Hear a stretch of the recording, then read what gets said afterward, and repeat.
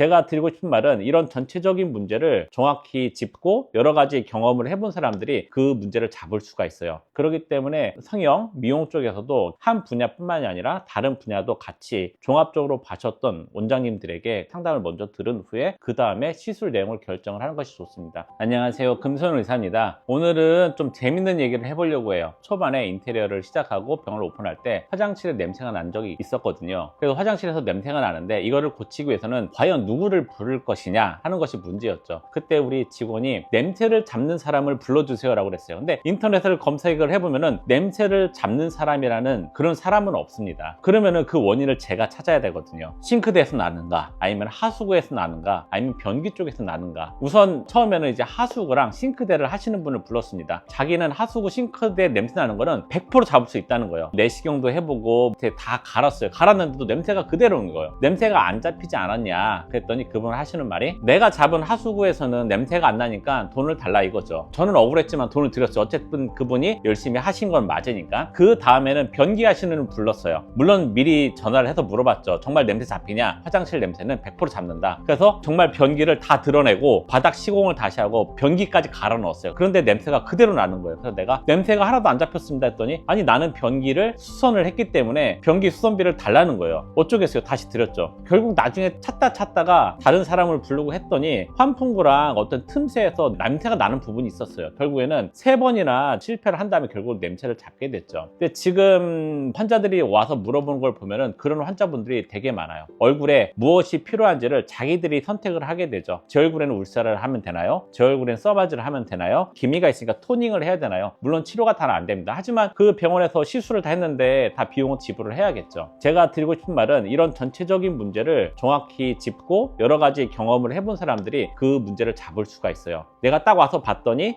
이 부분은 환풍구랑 이쪽에 틈이 있는 게 문제입니다를 먼저 찾고 그걸 할 수 있는 사람이 해야 되는데, 최근에 이런 뿌띠 시장에서는 이게 분업이 되어 있다 보니까 이거 잘하는 원장님, 이거 잘하는 원장님 다 따로 있어요. 근데 그 진단 자체를 실장님들이 보통 하시게 되죠. 근데 실장님들은 그런 시술 경험이 많지 않기 때문에 대부분의 경우에 모공 때문에 왔습니다. 모공에는 당연히 포텐자죠. 이것 때문에 왔습니다. 거기는 당연히 주베룩이죠. 이렇게 어떤 답은 이겁니다 라고 내놓기 때문에 사실은 그게 나한테 맞지 않는 경우가 많이 있어요. 결국에는 냄새를 잡고 싶었지만 여러 군데를 돌아다녀가지고 결국은 실패를 하는 경우가 많다는 뜻이죠. 그렇기 때문에 성형, 미용 쪽에서도 한 분야뿐만이 아니라 다른 분야도 같이 종합적으로 봐셨던 원장님들에게 상담을 먼저 들은 후에 그 다음에 시술 내용을 결정을 하는 것이 좋습니다. 물론 똑같은 경우는 있죠. 피부를 재생한다든가 점을 뺀다든가 그런 것들은 똑같긴 한데, 대부분의 경우에 나에게 어떤 시술이 필요하고 나에게 어떤 것이 적합한지를 알아볼 때는 원장 선생님한테 먼저 상담을 받고, 특히 여러 분야의 경험이 있는 원장님들이 좋을 것 같습니다.